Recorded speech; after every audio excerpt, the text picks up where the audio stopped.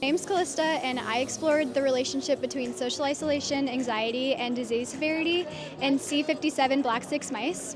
We had a group of mice and a socially isolated group of mice, and we separated the isolated mice for a period of 7 weeks. We then subjected them to the forced swim test in the open field maze and found that our isolated mice actually had less exploratory behavior, indicating higher anxiety. We then took half of each treatment group and gave them DSS to induce colitis and measured their percent weight loss, finding that our isolated mice actually lost more weight than our group house mice. I worked with Vincent Gerald and Dr. DeLaurent Sykes. Hi, my name is Savannah Courtney, and I did my research on using behavioral skills training to teach parents how to implement communication interventions with their children who have autism. And I did this by conducting a systematic review, and I worked with Dr. Puero to do all this research. And what we found was that behavioral skills training does effectively teach parents how to implement communication interventions with their children, and this actually increased their children's communication skills. So I would definitely say that the most impactful and important part of this is just finding interventions that work to help with children navigating their communication skills and also help parents help their children. Hello, I'm Alyssa Elmore. I worked with Kimberly Field-Springer in the communications department to do a textual analysis, dismantling media's false narratives on women in STEM.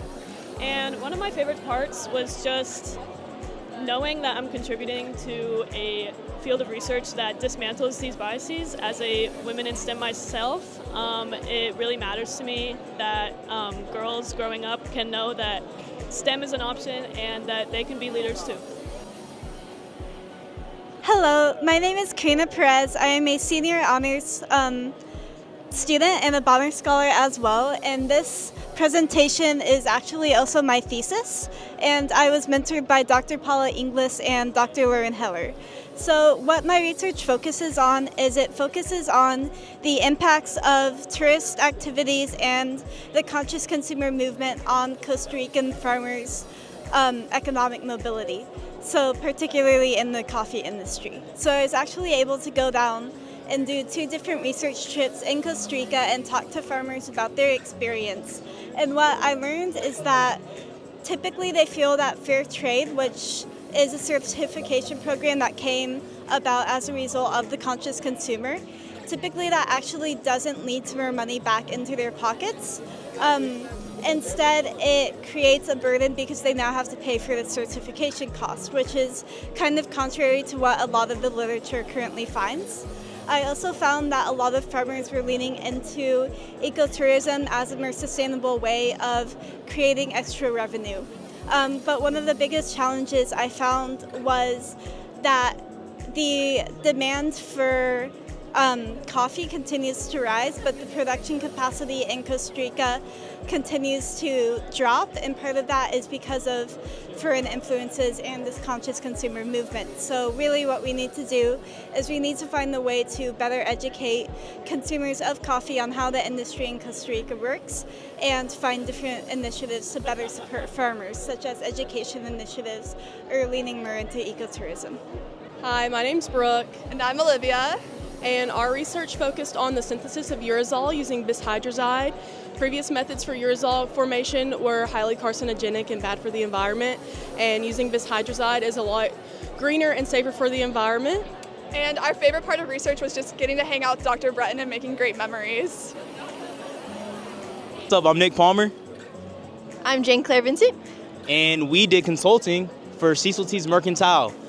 This business is downtown in Rome, and we went actually to her store and we discovered all of her issues that she has going on, and we developed some plans through marketing, operations management, and as well as financing. One of our other partners is currently not here, and that is Bailey Henderson. She'll be here soon, but she also took part in this, and she was a big key factor in this role for us. One of my favorite parts of working on this project is honestly just working hand in hand with Monica.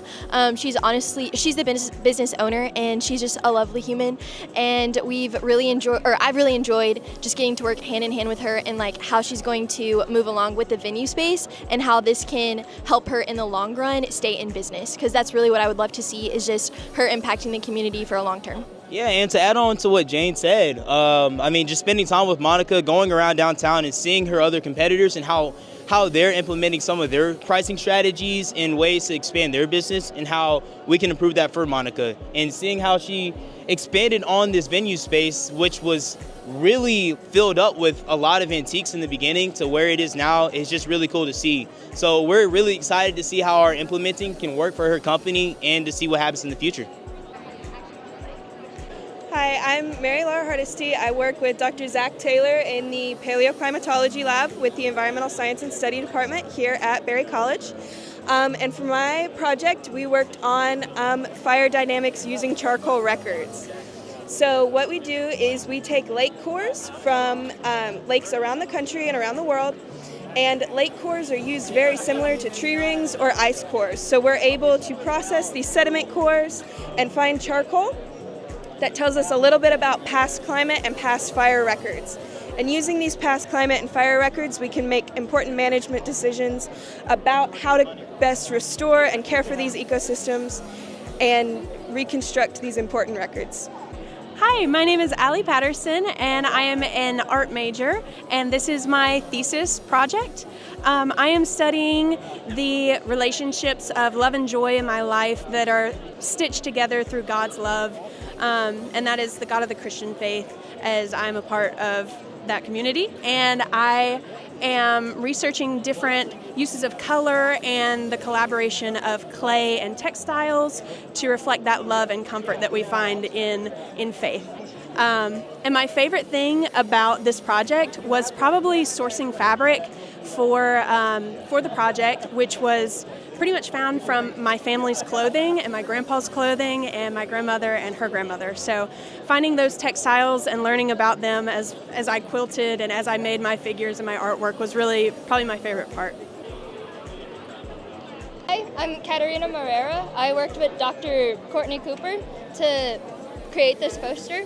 What we did was I listened to the podcast downstream, and then we transformed that material into lesson plan material for the class Southeastern Water Policy. And what was most interesting that I learned was just the information in the podcast about Indigenous perspectives on water conservation. Hi everyone, my name is Blaine Wandamu. I work with Dr. Saylor, and my research was linking changes in common blood parameters to physical trauma using fish as a model. So one of my favorite things while doing this project was just being able to learn so much about fish and animals in general, or invertebrates in general, since I'm usually on the medical side of things and the human side, but just being able to see what vertebrates and animals go through was pretty fun for me. So yeah. Hello, my name is Sarah Alexander, and this is my research called Teaching That Works, a case for evidence-based instruction in public schools.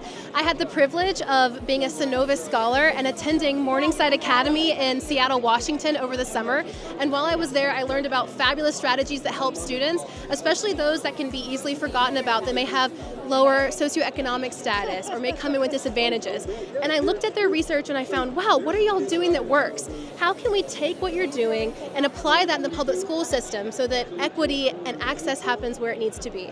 And I think my favorite part of this process has been learning about a whole new world I knew little about, and also having the amazing experience to attend the Morningside Summer Institute and talking to my friends in the Berry Undergraduate Behavior Lab called Bubble and my mentor. I've loved this process and I'm so thankful for it. Thank you. Hi, I'm Axa. I worked with Dr. Daniel from the Animal Science Department, and we did a study on whether a trace mineral supplement would aid our bulls that are here on Berry, aid in their fertility, given that they were grazing endophyte infected tall fescue, which is known to have detrimental reproductive effects. So we did research starting in the summer and continuing into the fall, and we gave them 2 injections of this trace mineral supplement, And then we did a breeding soundness exam, which is the industry standard for seeing if a bull is qualified to be used as a breeder.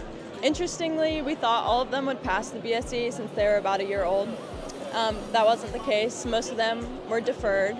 And then we didn't have any significant results, but our treatment group, the one with the mineral injection, tended to have fewer sperm tail abnormalities, which proves that there may be some potential with the trace mineral supplement and the counteracting the endophyte infected fescue.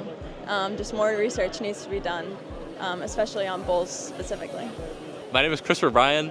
I'm a biology and environmental science double major at Berry College. I do research with Dr. Rhodes, and my project focuses on environmental microbes, particularly nitrifying bacteria. I've enjoyed it a lot. My favorite part so far has been working here over the summers, and it's just been overall a fun experience. It's been nice getting paid to do research.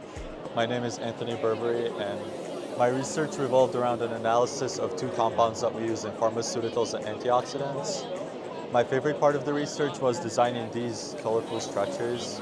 It was really fun and made it really worth it because it was the end stage of it. And our conclusions related mostly to atomic charge differences being affected by changes in the structures of these chemicals.